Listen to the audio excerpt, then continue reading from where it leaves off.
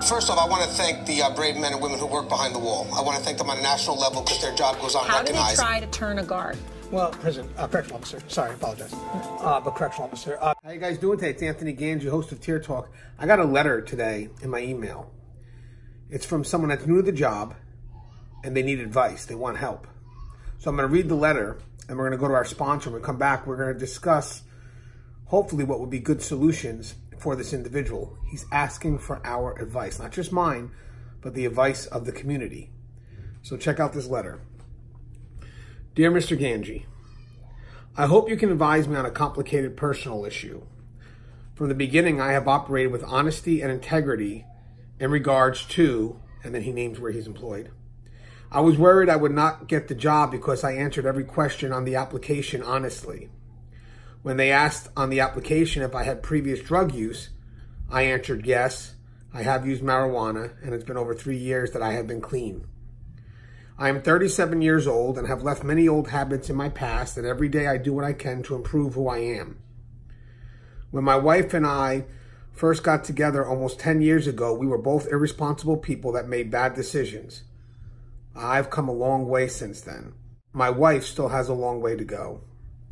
She has an addictive personality and a history of being abused and is having a hard time making changes for improvement. I have encouraged her to stop drinking, and she has relapsed many times. She's in the hospital right now for the 3rd time with acute pancreatitis as a result of using her substance abuse as a coping mechanism. While I was in the academy, there was a drug dog brought to class. I was the first person that dog went to. My wife smokes marijuana, and I guarantee you that dog detected the smell on my person from my wife smoking in the house. I'm taking measures to help her get clean by removing her ability to obtain substances. I am concerned that her actions could cost me my job. If the drug dogs at my unit are hitting on my car or on my person, it may make the warden look at me in a bad light. I want to be a great CO and become a sergeant because I love to train and mentor people. Any advice you would have would be greatly appreciated. And if you need to share this information with anyone, I respect your better judgment. I graduated the academy this past Friday and start work on Monday. Thanks, your faithful subscriber. I want to help him. I want to provide him with an answer. And I'm hoping that the community we have here can provide him with an answer. So when we come back from our sponsor, we're going to discuss this some more. All right, guys, now if you haven't, the show Tier Talks to you brave men and women that work in corrections. So please subscribe, interact, engage, comment, hit that bell. That bell's going to notify you every time I post a video. Stand by for our sponsors. And when we come back, let's discuss this letter. I wanted to attend a university that had an intelligence program. I wanted to look at problems different. I wanted to increase my critical thinking abilities. AMU offered those avenues to expand.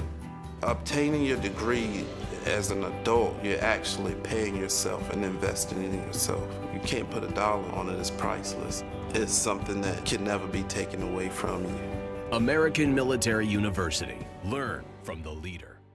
Thank you guys for listening to our sponsor. You know, when you get an email like this, it humbles you because this need for advice goes beyond the profession. That means the person that sent this email respects us. It's humbling. What you're going through now is something that I am sure you're not alone with. I'm sure that there are other people that are in similar situations like yourself, and they may not speak it. So it does take a lot of courage to write an email like this, and in the end, ask for that help. So again, bravo. I felt it was important to do this because, again, I'm sure there are people that are in the same boat, and I think that this is a great way to help them, even if they're not asking for the help. You never know. I think that this situation could be a lot more familiar to people than we're aware of, and it's also a topic we never covered before. Now, with that said, I'll give what I feel may be a good direction, but the community will also come in and maybe give a balance, and hopefully with the multiple perspectives that are given, we find a path that works. But again, this is only advice. You know what's going to work best for you. You know what you're able to manage and what you can't manage. So this is just my perspective, and be advised, I'm far removed from your situation. So I'm trying my best to be empathetic and try to understand where it is that you're coming from. So when you're dealing with someone that's addicted, especially someone that's like your wife, there's a love for this individual. And there's a need and a want from you to help them get better. And sometimes we'll get so devoted to that individual that we'll forget our path for a while. And we'll forget that in the process of us helping this individual, that we have hopes and dreams. And sometimes what the individual is going through may sacrifice our ability to follow through with those hopes and dreams. So my perspective may come off as a bit selfish, but if you think about it, the person going through the addiction, once they understand that you have dreams and hopes, because I'm hoping that your wife sees that. I'm hoping that your wife knows that you have hopes and you have dreams. And right now you're in the process of fulfilling one of those dreams. That means that she has to make the sacrifice now. You know, so if she knows what you want and she knows that you're almost there, or you're going to be there by Monday, then she has to start making the changes that are necessary to help facilitate you and in the dreams that you want to accomplish. Because again, that's what we do. We sacrifice for each other to make sure that we all live happy lives. I mean, I'm assuming that, you know, my loved ones would sacrifice for me if I had a dream and I was close to getting it, and I would do the same for my loved ones. Now, with that said, this also shows that addictions are not just personal. Addictions affect everyone around you. It's not just about the person taking the drug. It's about everyone that's trying to get you through it. And then especially if you're married to the individual and you're in the same household, it just adds to that.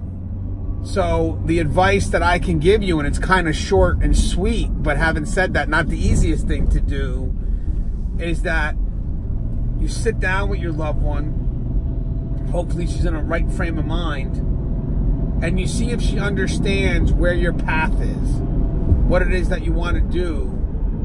And now that you're in this job and it's a dream that you have, the boundaries, what's expected of you in this position. But it's not just what's expected of you on a personal level, it's what's expected of you in your life, the people that you interact with. You know, when we take a position like this, you know, it really is not just about us, but it's a reflection of our household as well.